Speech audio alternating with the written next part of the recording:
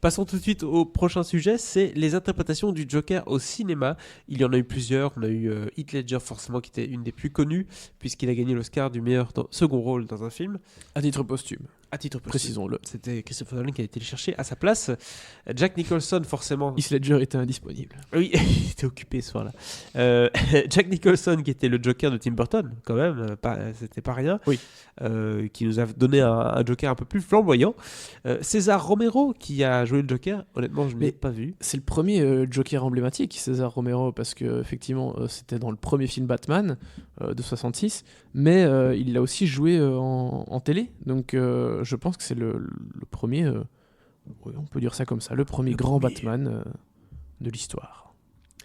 Il y a eu également Jared Leto, ça c'est dans Suicide Squad, le plus récent. Ouais. Et puis il y a eu Mark Hamill qui lui jouait le Joker dans les dessins animés, donc la voix. Ouais. Et dans les jeux vidéo également, c'était lui qui interprétait le Joker. Et dans 3-4 films d'animation aussi. Hein, oui, tout à fait. Il y en a eu. Je pense que de tous, c'est pas forcément celui auquel on pense en premier, mais d'une certaine façon, je pense que c'est le plus emblématique. Aux États-Unis, en tout cas, forcément, c'est vraiment pour eux, c'est la voix du Joker. C'est comme la voix d'Homer Simpson. Ouais, c'est lui qui l'a le plus joué, entre guillemets, au final. Parce qu'il y a eu, voilà, comme je disais, 3-4 films d'animation, au moins 3-4 séries d'animation en télé. Ça fait quand même un paquet. Et il a fait, on lui doit aussi un des plus célèbres rires du Joker. Donc, Mark Hamill, voilà, ce n'est pas que Luke Skywalker, c'est aussi le Joker. Et lui jouait très bien le côté complètement fou du personnage déjanté, excentrique. Je pense notamment au jeu Arkham City et tous les autres, dans lequel c'était la star du show, clairement. C'était les passages les plus intéressants du jeu, étaient ceux où le Joker était là, ou où le Joker parlait dans les couloirs de l'asile. Ouais. C'était toujours assez intéressant, ces interventions. On a parlé un peu de César Romero, qui était le tout premier. Mark Hamill, qui est la version animée. Revenons un peu sur Jack Nicholson de Tim Burton. Qu'est-ce que tu en pensais, toi, de son interprétation un peu over the top, parfois Ouais, mais tout le film de Burton était over the top, j'ai envie de te dire. Donc, et celui de Joel Schumacher aussi, Batman Forever, complètement over the top. Avec David Hodges qui jouait le Joker. Écoute, moi Nicholson, j'étais plutôt fan parce que c'est aussi resté pendant assez longtemps au final un des Jokers les plus emblématiques. Tout à fait. Jusqu'à Heath Ledger. Enfin, pour moi, ça l'est toujours. Hein. Qu'on se le dise, je trouve ça complètement ridicule de comparer les Jokers les uns aux autres en termes de il est meilleur ou tel Joker est meilleur que l'autre. C'est une proposition différente. Je pense que cette comparaison est ridicule et j'en parle parce que je l'ai déjà vu un nombre incalculable de fois entre Joaquin Phoenix et Heath Ledger. Ça n'a vraiment aucun sens. Aucun sens. Et je suis effaré de voir ce genre de comparaison faite par des critiques. Je trouve ça complètement hallucinant. Parce que ce sont des propositions différentes. Point. Est-ce que tu peux préférer une interprétation par rapport à une autre ? Évidemment, c'est normal et je pense que c'est le cas de tout le monde. C'est ça. La plupart des gens vont dire Heath Ledger et je peux les comprendre. Parce que c'est le plus contemporain par rapport à nous aussi. Voilà. Tu vois, c'est celui qu'on a plus connu. Mais complètement. Donc, je pense que c'est une réaction parfaitement humaine et normale. Après, comparer des prestations de comédiens ou des rôles en tant que tels, ça n'a vraiment pas de sens. Donc je trouve ça dommage que des critiques fassent ce genre de comparaison. Après, il peut être intéressant de dire pourquoi tu préfères tel Joker par rapport à un autre. Ça peut avoir du sens.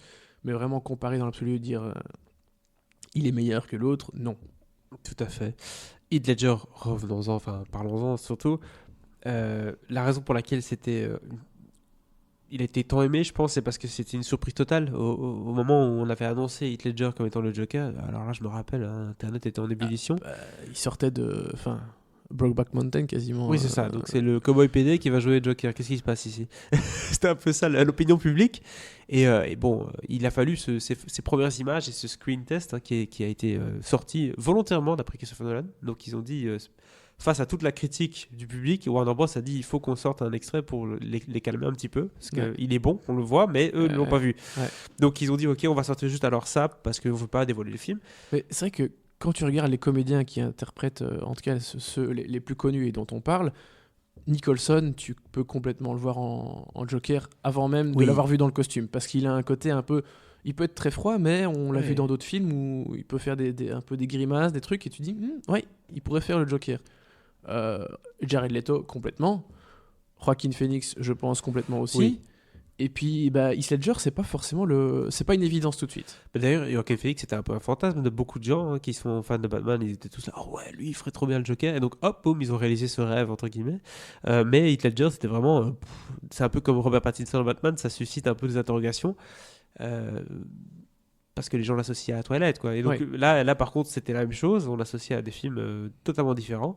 Et quand le film a démarré et qu'on a vu son interprétation dans la scène d'ouverture, déjà, on a vite compris qu'on était face à une très très belle proposition du personnage, complètement... c'est dans la veine de ce que Christopher Nolan peut proposer aussi. Donc, c'était directement un classique. Et The Dark Knight, ça reste un des meilleurs films des années 2010. C'est un des meilleurs films de super-héros. Non, 2008, je raconte. Oui, 2008. Il est sorti en 2008. Donc des années 2000, pardon. C'est ça que je voulais dire. Mais oui, je pense que c'est un des meilleurs films de super-héros de toute façon. Oui. Donc voilà. Et c'est là Heath Ledger, c'est un des peut-être un des meilleurs enfin, pas dire des meilleurs, mais en tout cas un des plus emblématiques, très clairement. Et je pense qu'aujourd'hui, c'est peut-être celui qui représente le mieux le rôle, dans le sens où, en tout cas, c'est celui auquel les gens associent le plus le Joker. Tout à fait. Et c'est là pour moi où il y a eu un peu un décalage entre DC et Marvel.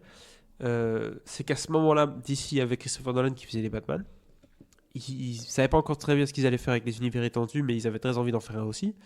Et puis ils ont commencé à faire Man of Steel et tout. Et donc leur créneau de base, c'était des films sérieux sur des personnages réalistes, etc., ou en tout cas le plus possible. Et au fur et à mesure, ils se sont rendus compte qu'économiquement ça marchait pas, bon, pour d'autres raisons aussi. Et donc ils ont voulu rattraper le coup en faisant plusieurs films un peu plus décalés, Batman vs Superman, etc., ou encore Suicide Squad. Qu'est-ce que tu en as pensé toi de Suicide Squad à l'époque et surtout de Jared Leto dans ce film-là? J'ai détesté Suicide Squad. Oui, je m'en doute pas. J'ai vraiment détesté. Je trouvais que c'était une des pires utilisations une des plus mauvaises BO, alors qu'il y a que des morceaux que j'adore, mais tellement mal utilisés. T'as l'impression qu'ils avaient mis tout le budget, en tout cas énormément de pognon dans les musiques. Et il les avait mises un peu n'importe comment, et ça donnait ce truc un peu pop-rock qui n'avait aucun sens. Et c'était à l'image du film. Hein. C'est vraiment dégueulasse. Et j'aime plutôt bien le Joker de Jared Leto. J'ai vu plein de gens qui disaient « Ah non, c'est vraiment un des pires et tout ». C'est très différent des autres. Mais c'est loin d'être inintéressant, je trouve. C'est un peu un Joker rockstar, quand même. Hein, un peu. C'est un peu ça le concept. Ouais, hein. Mais... Jared Leto, quoi. À l'image du film et de Jared Leto. Ouais, parce que Jared Leto... c'est du popstar à la base. Niveau ego, voilà. Oui. C'est une émo-star. C'est une émo-star que j'ai vu en concert, figure-toi. Ouh. Oui. Je n'ai jamais vu... je n'ai jamais vu. Ça valait pas grand-chose. Seconds to Mars. Mais je sais pas si j'ai envie de les voir, je t'avoue. C'est un copain qui m'a invité. Tu ne dois pas le justifier. Hein. En Écosse, figure-toi. J'ai vu des trucs très con aussi. Hein. Mais pas non. Disons qu'on était les deux mecs de la salle, mais c'est différent.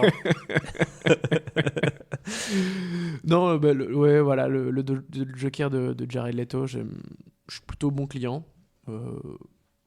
Sans plus, parce que je pense que c'est lié au fait que j'aime pas le film. Voilà.